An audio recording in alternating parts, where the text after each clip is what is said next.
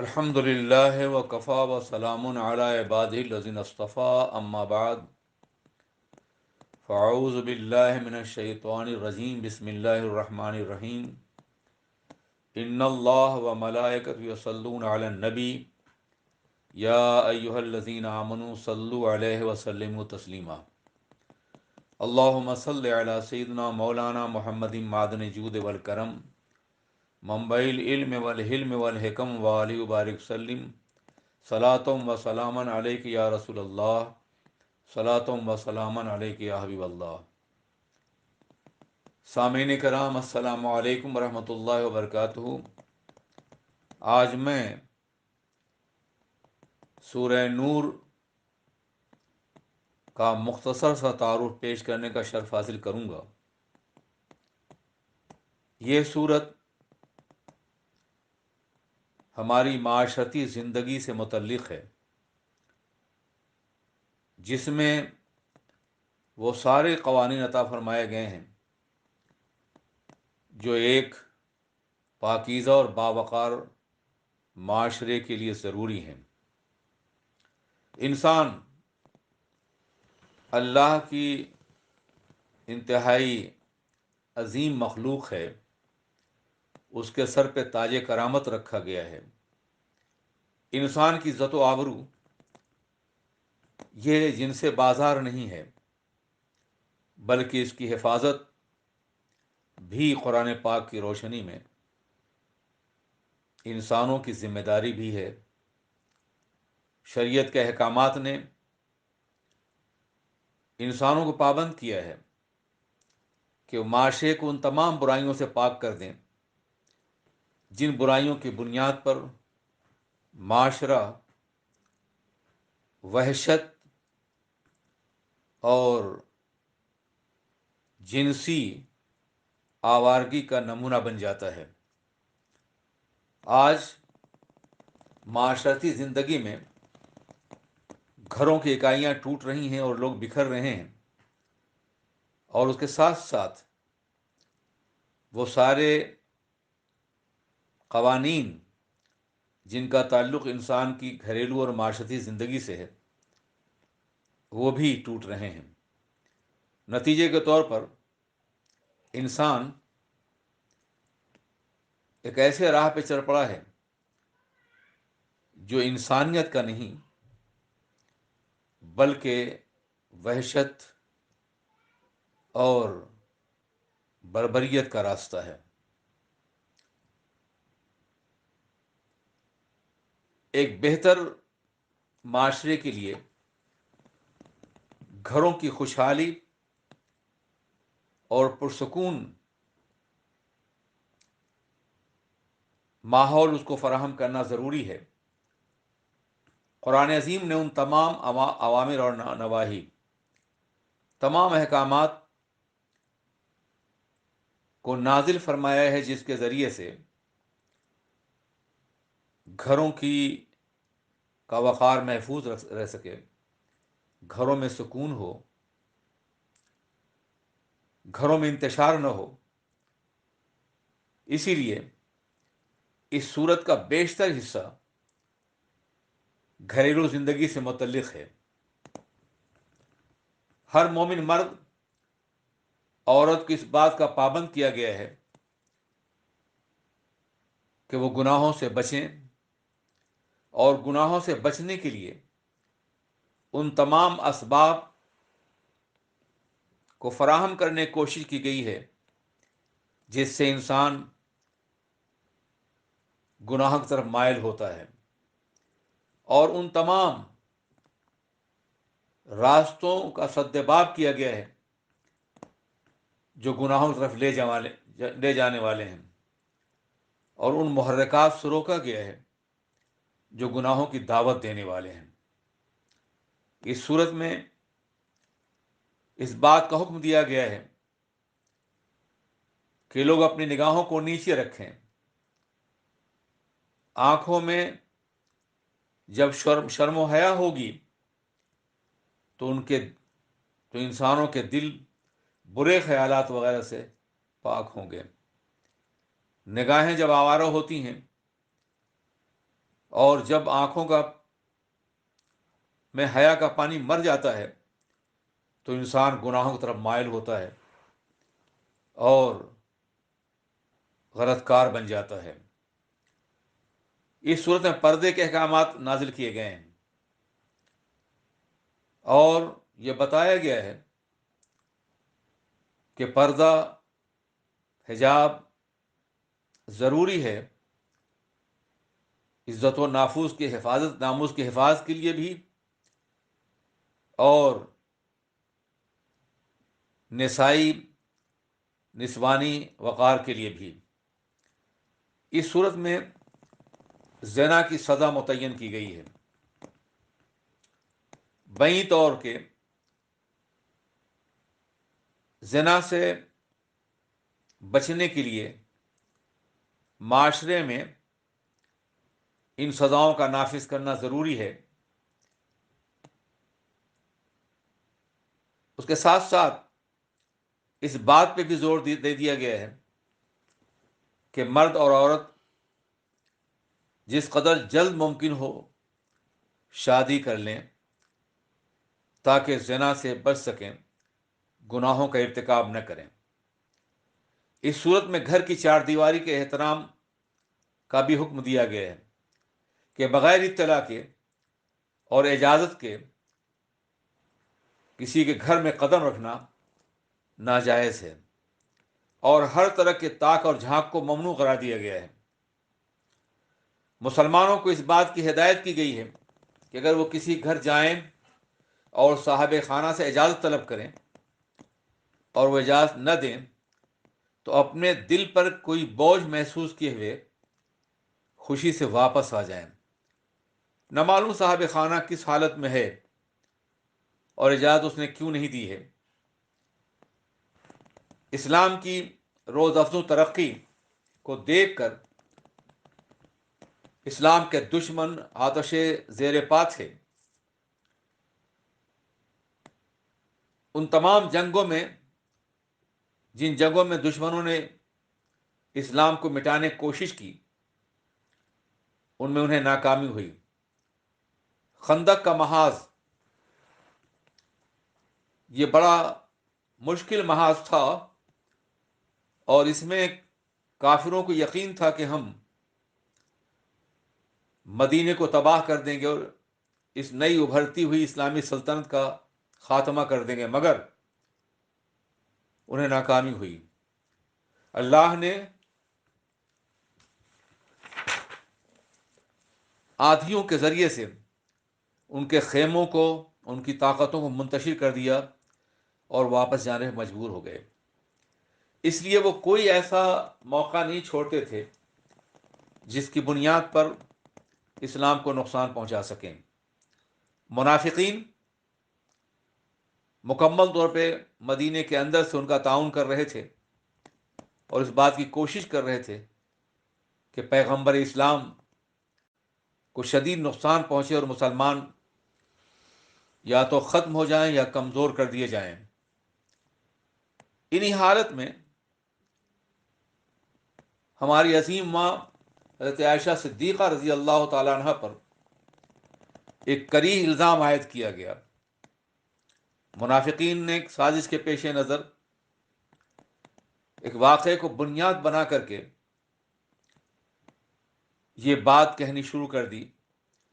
کچھ کمزور طبیعت کے مسلمان بھی ان کی سازش میں آ گئے اور آقا دو جہاں سرور کائنات علیہ السلام کو انتہائی تکلیف پہنچانے کی کوشش کی گئی۔ حضور سید عالم صلی اللہ علیہ وسلم بہت زیادہ تکلیف کی حالت میں تھے، یہاں تک کہ اللہ تبارک و تعالیٰ نے ام المومنین کی برات کے لیے قرآن پاک کی آیتیں نازل فرمائیں، جس کا تذکرہ اس صورت کے اندر کیا گیا ہے، اور اس کے ساتھ ساتھ ایسے قوانین عطا فرمائے کہ کوئی بھی انسان کسی پاکیزہ خاتون پر کوئی الزام نہ عائد کر سکے۔ اس کے لیے سزائیں مقرر کی گئیں، جس طرح زنا کی سزا مقرر کی گئی، اسی طریقے سے حد قذف ہی مقرر کی گئی کہ کوئی کسی پہ جھوٹا الزام نہ لگانے پائے۔ جس زمانے میں یہ الزام پھیلایا گیا تھا، اس زمانے میں آقائے دو جہاں سرور کائنات صلی اللہ علیہ وسلم جناب عائشہ رضی اللہ تعالیٰ سے ملتے تھے، پوچھتے تھے آپ کیسی ہیں، مزاج کیسے ہیں، آپ جواب دیتی تھیں، مگر آپ نے برملا کھڑے ہو کر کے پاکیزگی کا اعلان نہیں کیا، ان کی اس الزام کی تردید نہیں فرمائی، جبکہ انہوں نے یہ فرمایا تھا کہ میں نے اپنی اہل میں کبھی کوئی خرابی نہیں دیکھی ہے، وہ ہمیشہ خیر پہ قائم ہے۔ لیکن دشمنوں کو یہ بات کافی نہیں نظر آئی، اور اللہ کے رسول کی خاموشی کو انہوں نے اس پہ محمول کیا کہ معاذ اللہ وہ بھی اپنی شریک زندگی کے بارے میں شک کا شکار ہیں۔ یہاں تک کہ صحابہ کرام نے ان کی پاکیزگی کا اظہار فرمایا۔ جناب علی پاک نے کہا کہ جو اللہ یہ پسند نہیں فرماتا کہ آپ کے دامن پر کوئی مکھی بیٹھ سکے جسم پر،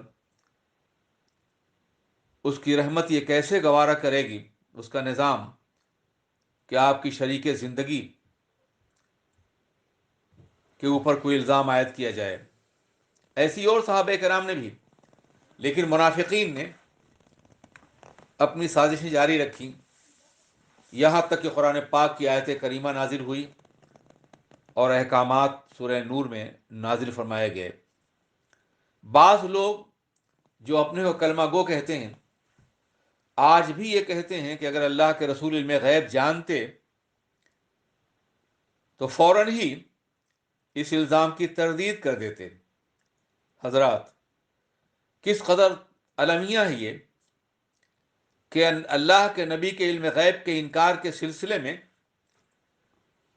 آج اپنی عظیم ماں کی آبرو کو اچھالنے کی کوشش کر رہے ہیں۔ گویا اللہ کے رسول کو شک تھا ان کے بارے میں۔ حضرات، میرے آقا نے فوراً تردید اس لیے نہیں فرمائی کہ منافقین جو الزام لگانے والے تھے وہ یہ کہہ سکتے تھے کہ جب دوسروں کا معاملہ ہوتا ہے تو سزا دیتے ہیں، اور جب اپنی بات آئی ہے تو تردید فرما رہے ہیں۔ اس کو منافق غلط مفہوم میں استعمال کر سکتے تھے۔ اس کے ساتھ ساتھ اگر اللہ کے رسول ان کی طہارت اور پاکیزگی بیان کرتے تو حدیث بنتی، لیکن جب قرآن نے بیان فرمایا تو یہ قرآن ہے۔ حدیث پہ دشمن ذوف کا الزام بھی لگا سکتے تھے، لیکن قرآن پاک کی محکم آیت کے سلسلے میں کوئی بھی کچھ کہنے کی ضرورت نہیں کر سکتا تھا۔ میرے آقا منتظر تھے کہ اللہ خود میرے عظیم پاک دامن شریک زندگی کے الزام کو دور فرمائے گا، اور ان کی طہارت کے بارے میں آیتیں نازل ہوں گی۔ اور یہ پہلی بار نہیں ہوا ہے، جب بھی آقائے دو جہاں کو کچھ کہا گیا ہے تو حضور خاموش رہے ہیں اور جواب اللہ نے دیا ہے۔ جب انہیں مجنون کہا گیا تو قرآن نے جواب دیا، جب انہیں شاعر کہا گیا تو قرآن نے جواب دیا، جب انہیں دیوانہ کہا گیا تو قرآن نے جواب دیا۔ تو جب اللہ کی سنت جاریہ یہ رہی ہے، سنت الہیہ، کہ نبی پہ جب بھی الزام لگایا جائے تو جواب اللہ دے، تو یہاں بھی آقا انتظار کر رہے تھے کہ اس کا جواب بھی اللہ ہی عطا فرمائے گا۔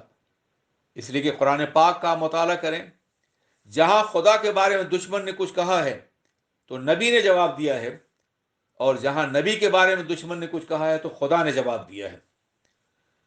حضرات، اس میں ایک اور بات بھی قابل غور ہے، وہ یہ ہے کہ آقائے دو جہاں سرور کائنات محمد الرسول اللہ علیہ الصلاۃ والسلام غیب جانتے تھے، انہیں معلوم تھا کہ یہ الزام غلط ہے، مگر وہ لوگ جو نبی کے غیب کے منکر ہیں وہ آج اس واقعے کو بطور ثبوت پیش کرتے ہیں کہ پیغمبر نے فوراً ہی تردید کیوں نہیں کر دی، وحی الہی کا انتظار کیوں نہیں کیا، جس کا جواب میں دے چکا ہوں۔ حضرات، کس قدر شرم کی بات ہے کہ اگر کوئی کسی کی ماں پر جھوٹا الزام لگائے تو خود یہ اس کا بیٹا کبھی بھی اپنی ماں کے حوالے سے اس الزام کو پھیلانے کی کوشش نہیں کرے گا۔ یہ کیسے مجرم لوگ ہیں کہ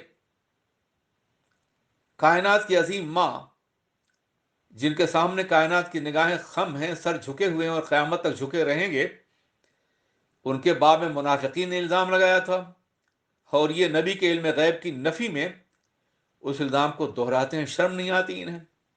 بہرکیف اللہ تبارک تعالیٰ نے الزام لگانے والوں کے لیے سزا مقرر کی، اور اس کے بعد ایک قانون عطا فرمایا کہ جب تک زنا کے باب میں 4 گواہ اپنی آنکھوں سے اس حالت کو دیکھنے کا کی گواہی نہ دیں، اس وقت تک اسے قبول نہیں کیا جائے گا۔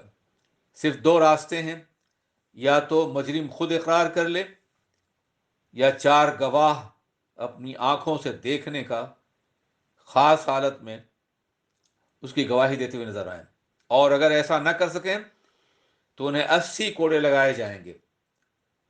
جھوٹے گواہوں کے لیے 80 کوڑے کا قانون قرآن نے دیا ہے۔ دنیا کے کسی بھی کورٹ میں ایسا نہیں ہے کہ کوئی کسی کی جھوٹی گواہی دے تو اسے سزا دی جائے۔ جھوٹی گواہی ثابت ہو جاتی ہے، کیس کا فیصلہ ہو جاتا ہے، لیکن جھوٹی گواہی دینے والے کو سزا نہیں دی جاتی کہ تم نے یہ گواہی کیوں دی۔ اس صورت میں قانون بنا دیا گیا ہے، کوئی بھی گواہی ہو، اگر جھوٹی اور ثابت ہو جائے کہ یہ شخص جھوٹی گواہی دے رہا ہے تو اسے 80 کوڑے لگائے جائیں گے۔ کیوں؟ اس لیے کہ جھوٹی گواہی کی بنیاد پر اگر جھوٹ ثابت نہ ہو تو جو قاتل نہیں ہے وہ قاتل بن جائے گا، اور جو مجرم ہے وہ چھوٹ جائے گا۔ اسلام کا نظام عدل جھوٹی گواہی اور الزام لگانے والے کو بھی سزا کا فیصلہ دیتا ہے۔ اسی طریقے سے اگر زانی، زنا کرنے والا شادی شدہ ہے تو اسے سنسار کر دیا جائے گا، اور اگر شادی شدہ نہیں ہے، غیر شادی شدہ ہے، تو 100 کوڑے لگائے جائیں گے، اس کی زندگی ہے بچ جائے یا موت سے ہمکنار ہو جائے۔ آج کے دور میں اسے بڑی ہی سخت سزا کے نام سے دیا جاتا ہے، بلکہ بعض ظالم تو کلمہ گو ہو کر کے یہ بدبختی کرتے ہیں کہ اسے وحشیانہ سزا کا نام دیتے ہیں۔ میں پوچھنا چاہتا ہوں کہ آج زنا جس قدر پھیل چکا ہے، جتنی برائیاں پھیل چکی ہیں، آج مغربی معاشرے میں کنواری ماؤں کی تعداد بڑھتی جا رہی ہے۔ 60-70% پیدا ہونے والے بچے اپنے باپ کا نام نہیں بتا سکتے ہیں۔ ویتنام کی جنگ میں امریکی فوجیوں نے کئی لاکھ حرامی بچے چھوڑے جو آج تک اپنے باپ سے ناشنا ہیں۔ یہ سب کیوں ہوا ہے؟ اس لیے کہ اس معاشرے میں زنا کی سزا سخت نہیں ہے۔ اگر زنا کی سزا سخت ہوتی تو کسی کو ہمت نہ ہوتی کہ وہ کسی کی آبرو پر ہاتھ ڈالے اور یہ ارتکاب گناہ کرے۔ اس لیے اسلام نے زنا کی سزا کو سخت رکھا ہے، مگر شہادت کا اور گواہی کا نظام بھی اتنا ہی سخت ہے۔ کسی بھی جرم کے لیے 2 گواہ کافی ہیں، لیکن زنا کے لیے 4 گواہوں کا ہونا ضروری ہے۔ یا تو انسان خود اقرار کرے، یا پھر 4 گواہ الزام لگانے والا فراہم کرے، اور اگر نہیں فراہم کرتا ہے تو اسے 80 کوڑے لگائے جائیں گے۔ اسلام کا بنیادی مقصد معاشرے کو برائیوں سے پاک کرنا ہے، اس لیے مجرم کو سخت سزا دینے کا حکم دیا گیا ہے تاکہ جرائم کا ارتکاب نہ کیا جا سکے۔ ایسی چور کی سزا، قاتل کی سزا، یہ ساری سزائیں اس لیے سخت ہیں کہ آپ کو یہ فیصلہ کرنا ہے آج کے معاشرے کو کہ آپ مجرم کو کم سزا دے کر کے اسے آزاد کرتے ہیں، اور جو شریف ہے اسے گھر کے اندر بند کر دیتے ہیں، اسے مجبور کر دیتے ہیں۔ آج شرفا اپنی آبرو کی لرزہ بر اندام ہیں، اور مجرم کھلے بندوں گھوم رہے ہیں، تھوڑی بہت سزا پانے کے بعد پھر جرم کرتے ہیں۔ جیل میں جانے کے بعد نکلتے ہیں تو بڑے مجرم بن کر کے نکلتے ہیں. یہ سب اس لیے ہوتا ہے کہ آج کے ماحول میں سزائیں ہلکی کر دی گئی ہیں، اور اس کے نتیجے میں زنا بڑھتا جا رہا ہے، چوری بڑھتی جا رہی ہے، برائیاں بڑھتی جا رہی ہیں. لوگ اپنے گھروں مقفل ہیں اور مجرم گھوم رہے ہیں، اور جب چاہتے ہیں کسی کی آبرو پر یا کسی کے مال پر ہاتھ ڈالتے ہوئے نظر آتے ہیں.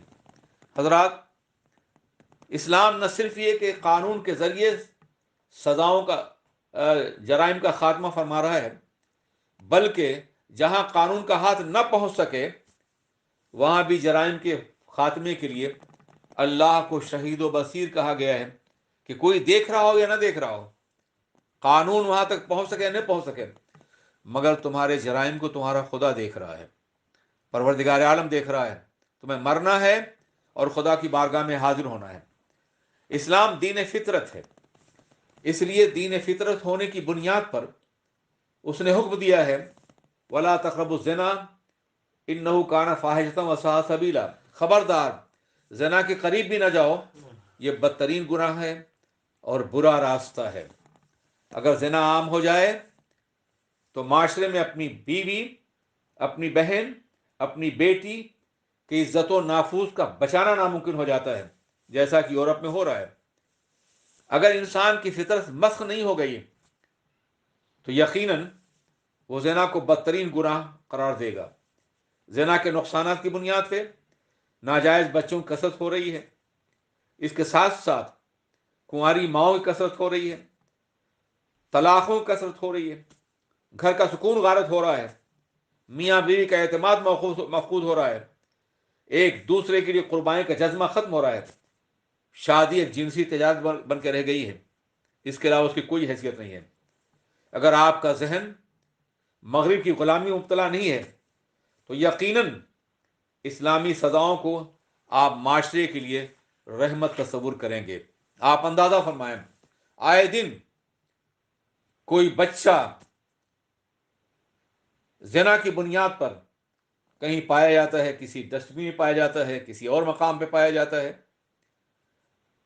کیا جرم کیا ہے اس بچے نے کہ آج وہ اپنے باپ کا نام بھی نہیں بتا سکتا ہے؟ اسلامی معاشرے میں باپ کی ذمہ داریاں ہیں، بچوں کی پرورش ہے، اس کی تعلیم ہے، اس کی تربیت ہے، اور جوانی کے مرحلے تک اس کو ہر طرح کے آفت سے بچانا ہے. لیکن ناجائز بچے کے لیے سارے مواقع فراہم نہیں ہوتے. حکومتیں بوجھ بن جاتے ہیں، لیکن جہاں حکومتیں نہیں ہیں، تھرڈ ورلڈ میں انہیں ذلت اور رسوائی کے ساتھ موت سے ہمکنار ہونا پڑتا ہے. اس لیے شادی کا نظام بے پناہ ضروری ہے اور زنا سے بچانا بے پناہ ضروری ہے. حضرات گرامی، شادی کے نظام کے سلسلے میں یہ بات جاننا ضروری ہے کہ شادی کے فوائد کیا ہیں نکاح کے. دراصل نکاح قلب اور روح اور جسم کے اجتماع کا نام ہے. جب نکاح ہوتا ہے تو میاں بیوی کہ دل بھی ایک دوسرے سے محبت کرتے ہیں اور جسمانی اجتماع بھی ہوتا ہے. ان کی زندگی مشترک ہوتی ہے، ان کی امیدیں مشترک ہوتی ہیں، ان کے آلام مشترک ہوتے ہیں، ان کی خوشیاں مشترک ہوتی ہیں، ان کا حال و مستقبل مشترک ہوتا ہے، اور نئی نسل کی تربیت ایک ساتھ کرتے ہیں. والدین ان کی حفاظت کریں اور کبھی جدا نہ ہوں، یہ ہے نکاح کا بنیادی مقصد. نکاح کے ذریعے نماز فطریہ کو جذبات کو کنٹرول کیا جاتا ہے اور انسان کو حیوانیت سے بچا کر کے انسانی مقام پر قائم کیا جاتا ہے. زنا سے نسلیں محفوظ نہیں رہتی، گھر تباہ ہوتے ہیں، معاشرتی نظام برباد ہوتا ہے، اور اس سے بھی زیادہ دردناک کیفیتیں پیش آتی ہیں. زانی کسی بھی حالت میں رحم و سلوک کا مستحق نہیں ہے، اس لیے کہ وہ انسانی قدروں کو پامال کر رہا ہے. اسلام کی بنا، قانون کی بنا عقوبت پر نہیں ہے بلکہ وقایت پر ہے. اسلام سزا اس لیے نہیں دیتا کہ وہ سزا دینا چاہتا ہے، بلکہ معاشرے کو جرائم سے بچانا چاہتا ہے، ضمیر کو پاک کرنا چاہتا ہے۔ اس کے بعد انسان خود ہی جرائم کی دنیا سے باہر آ جاتا ہے۔ اللہ کے رسول علیہ الصلاۃ والسلام جو قوانین عطا فرمائے ہیں وہ آج کے دور کے لیے بے پناہ ضروری ہیں، اور ضرورت اس بات کی ہے کہ سورہ نور کو ہر بچے کے نصاب میں شامل کیا جائے، کہ اس سے پہلے کہ وہ گناہوں کی دنیا میں قدم رکھے، یہ صورت اسے گناہوں سے روک دے۔ السلام علیکم ورحمۃ اللہ وبرکاتہ۔